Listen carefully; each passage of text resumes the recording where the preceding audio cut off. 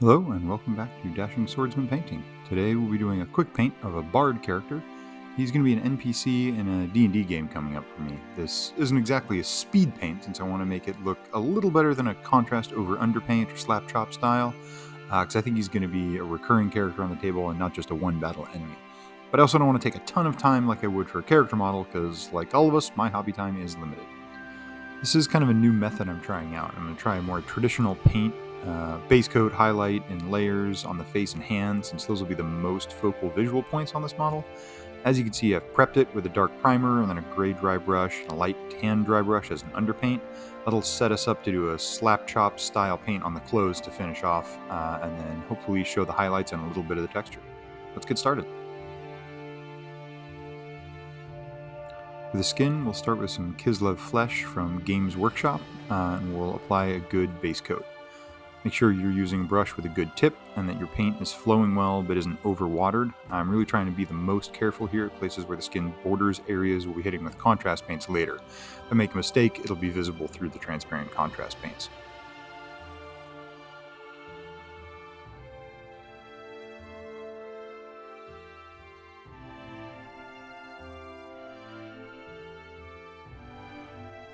Apply a second coat to the skin after the first one dries. Best to be working thin and applying a couple of coats, especially working dark to light like we are on the skin here.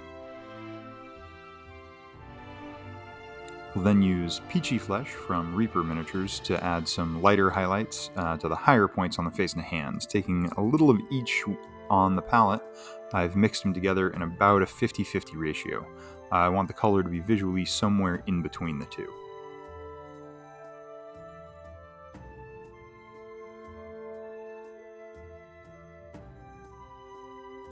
I'm also going to add a little bit of matte medium to thin out the density of the pigment and make more of a glaze effect, but without making the consistency more watery and having it accidentally run down in the crevices of the face like it would if I just added water.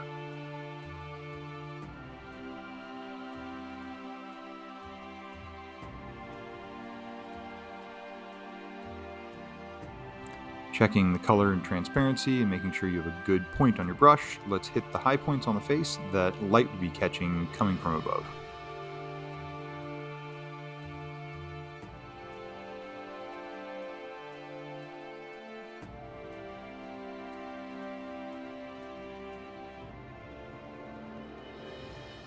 Hit forehead, nose, cheeks, chin, upper lip, and so forth. Same thing for the hands. Hit the upward facing surfaces and separate out each of the fingers a little.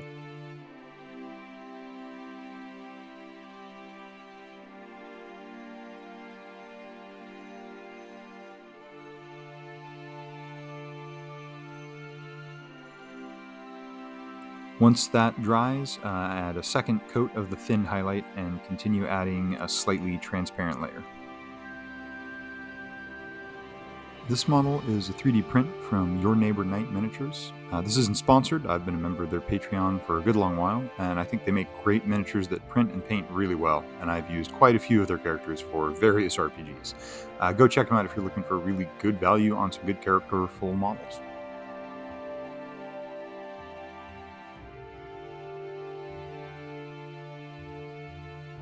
Next, I'll add more of the peachy flesh to the mix, bringing up the lightness for the next layer.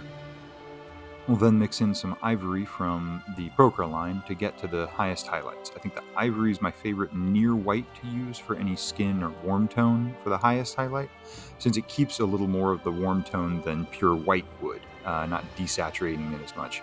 And the Procra ivory and their white are some of the smoothest that I've ever worked with.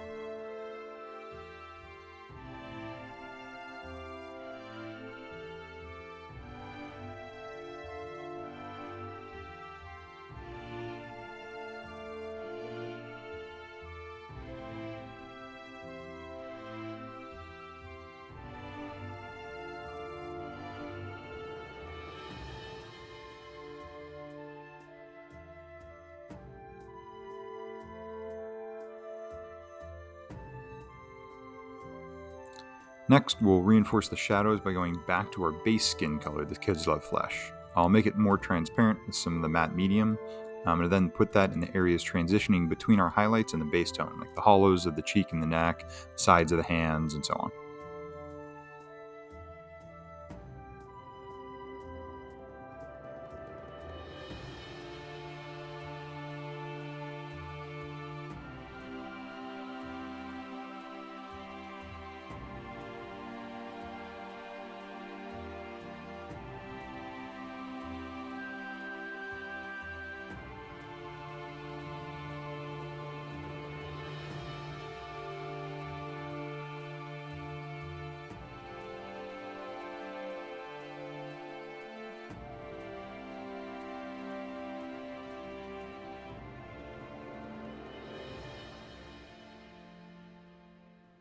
Next, I'm going to take an even darker skin tone color, here the heavy skin tone from Vallejo Game Color, and mix that with the base tone.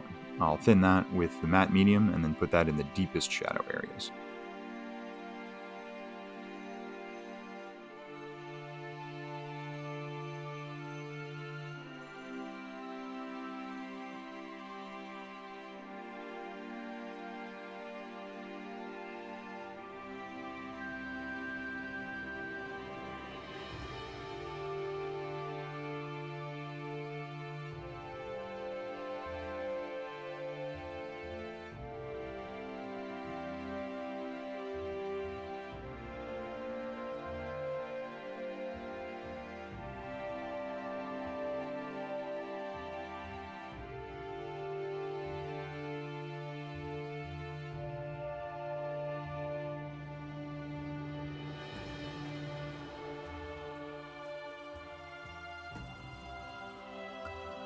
Now I'll take some Battlefield Brown from P3 and I'll use that to paint in the beard, the hair, and the eyebrows. Make sure to have a really good point on the brush, and painting in short, thin strokes. Hopefully that'll kind of visually sell hair a little more than just a big sweep of the brush.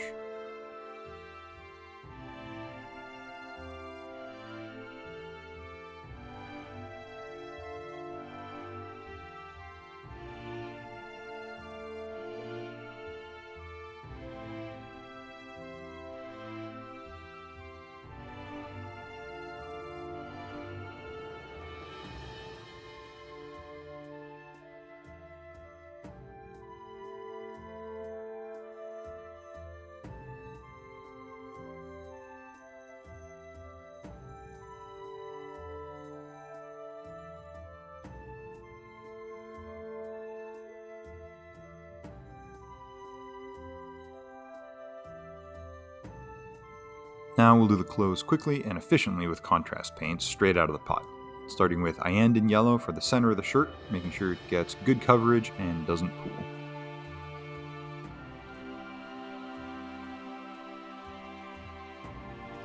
I'll use Griffhound Orange for the ruffly collar there.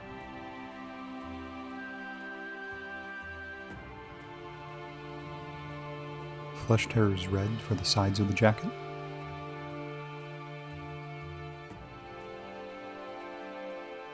I kind of went with all warm tones for the center of the body, so I'll bracket it with some cool tones on the outside.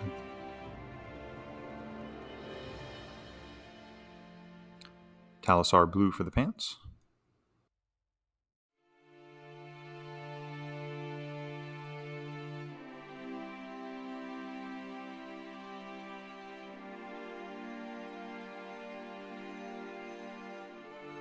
And also for the hat.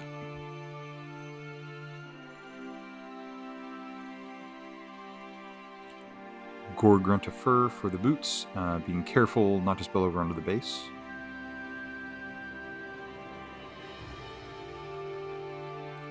And finally, Rattling Grime for the stone base itself.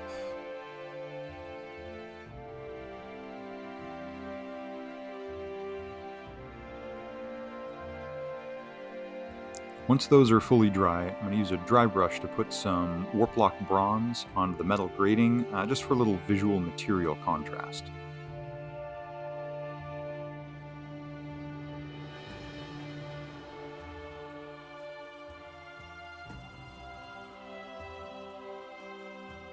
And then I'll dry brush some stone gray onto the cobblestones.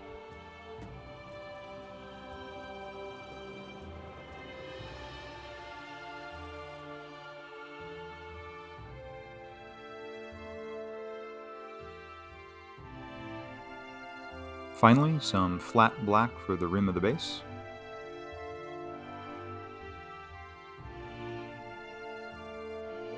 And we can call this model complete. Overall, this took about an hour, and I'm happy with the way that spending most of the time on the face went. Thanks again for joining us here on Dashing Swordsman Painting, and check out the Instagram channel for more hobby pictures and videos. See you next time, have fun, and good luck painting!